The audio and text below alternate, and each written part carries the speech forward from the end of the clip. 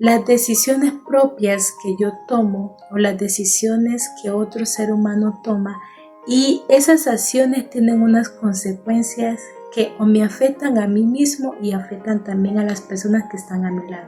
Es muy bueno que tengas esto en cuenta, ¿sí?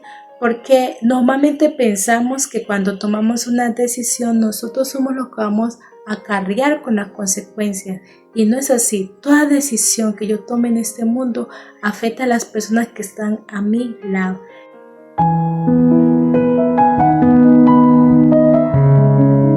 Hola, ¿cómo estás? Dios te bendiga, me da mucho gusto saludarte. Muchas gracias por estar aquí en este momento. Vamos a hablar de un tema muy interesante y es acerca del dolor y del sufrimiento.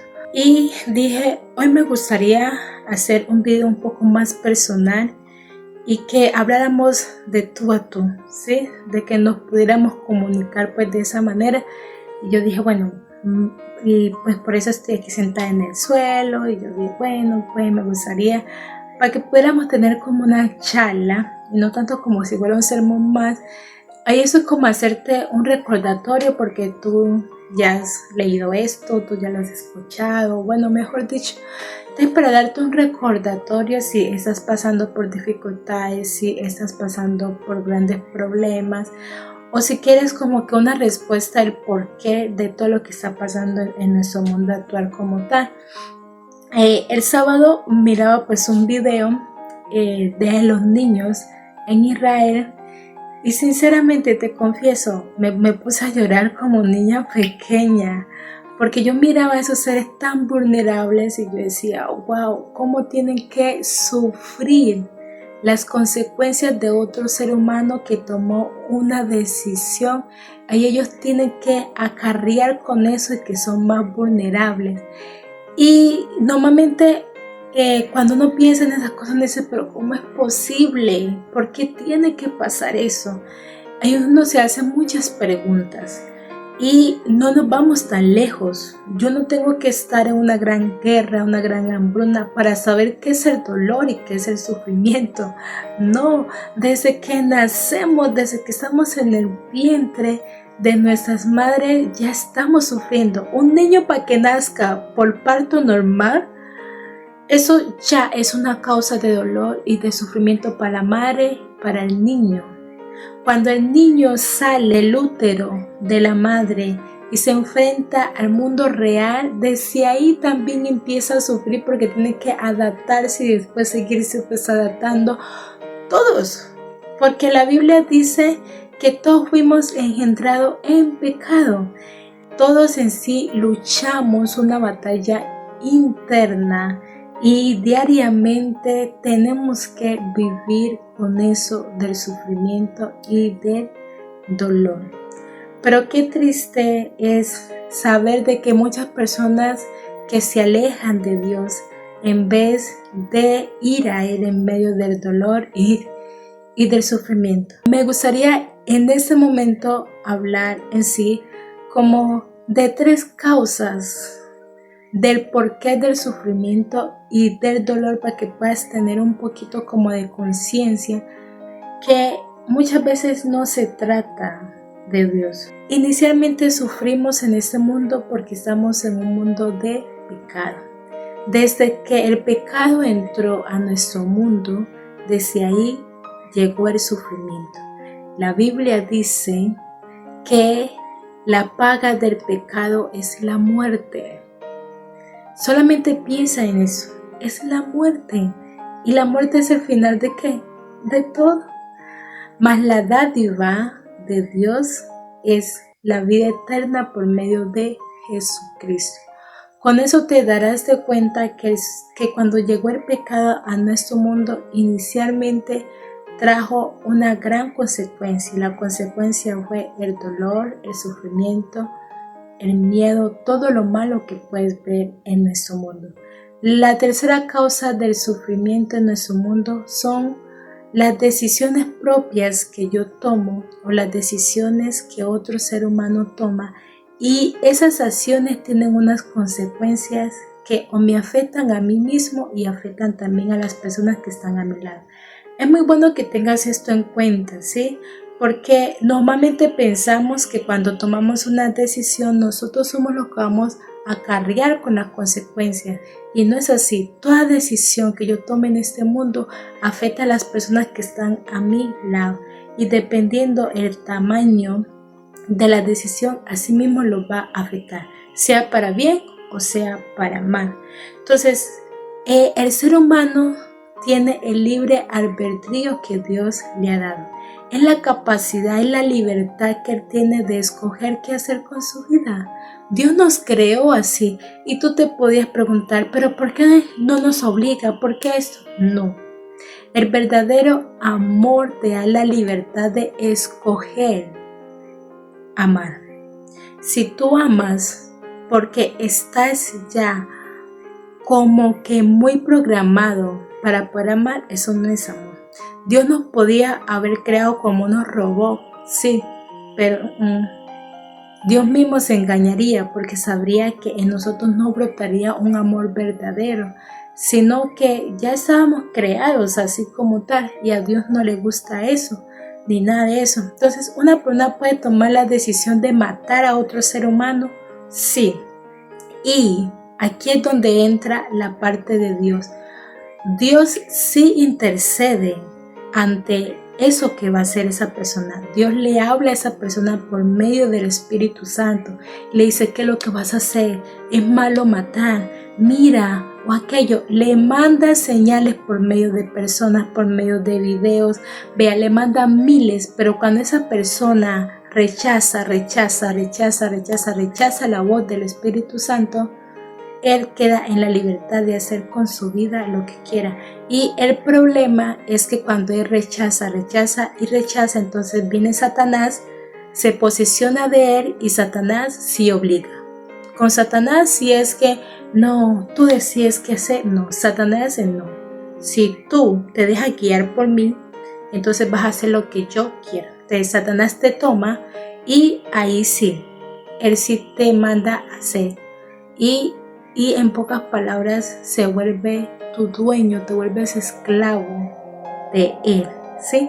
Y entonces de ahí es que viene mucho que esos seres humanos deciden violar, que deciden hacer esto, que deciden hacer aquello, que por acá y que por acá. No es porque Dios no interceda, no, Dios lo hace, solamente es que separados de Dios, nuestro lóbulo frontal no tiene la capacidad de poder racionar como debe racionar. Y Satanás llega y toma este lóbulo frontal y nos convierte en animales prácticamente, que no pensamos y hacemos las cosas por hacerlo. Y entonces eso que yo hago, eso tiene una consecuencia para otra persona. Y la tercera causa como de dolor y de sufrimiento es porque Dios en sí lo permite para nuestra salvación o para poder purificar nuestro carácter. Muchas veces el dolor y el sufrimiento es el micrófono de Dios para poder hablar a nuestras vidas. Muchas veces en medio de la comodidad, pues del bullicio y de tantas cosas no podemos escuchar, pero con el dolor como que sí escuchamos y ponemos por los oídos atentos a lo que Dios nos quiere decir. Pero lo bueno de esas pruebas es que cuando cumplen su propósito ya cesan, y después de esas pruebas en tu corazón va a haber paz y gozo. No significa de que siempre en sí, como que para que yo pueda pues aprender algo, tengo que yo pasar por dolor y por sufrimiento. No, Dios tiene muchas formas de enseñarnos por medio de la naturaleza, por medio de personas. No siempre tiene que ser con dolor o con sufrimiento, pero algunas veces sí hay lesiones que tristemente pues las aprendemos por medio del dolor y del sufrimiento. Ahora sí, si por ejemplo estás sufriendo, estás por una gran dificultad y no sabes qué hacer en este momento, no encuentras una salida o no sabes qué hacer, me gustaría darte un versículo bíblico que me ayudó mucho a mí en esos meses, y que yo siento que cuando yo leí eso yo dije, wow, ¿En serio, Señor? Porque algo que sí siento que Dios me enseñó, y es que en este mundo seguiremos sufriendo. Es muy triste, pero en este mundo seguiremos sufriendo, seguiremos pasando por pruebas, por dificultades, porque es nuestro mundo. Lo único que va a poder cesar eso va a ser la segunda venida de Cristo. Y cuando estemos por toda una eternidad, por siempre con Él. De resto, no te creas eso de que tienes que tener el superempleo, que tienes que tener el esposo, que tienes que tener la mejor casa, que tienes que tener esto para que puedas tener la super felicidad. No, eso es mentira. Después de que exista el pecado, el enemigo, y vivamos en este mundo, vamos a seguir sufriendo. Solamente mira el ejemplo de Cristo. Toda la vida de Cristo fue una vida de sufrimiento y de dolor. Isaías 53 dice que Él llevó nuestras enfermedades y nuestros dolores. Significa que lo que tú estás pasando ahora es la historia de Cristo. Y como es su historia, Él puede empatizar contigo. Significa que si por ejemplo, si estás pasando por una gran dificultad, Jesús puede empatizar contigo. Si por ejemplo te sientes solo, Jesús puede empatizar contigo. Si te han robado, Jesús puede empatizar contigo.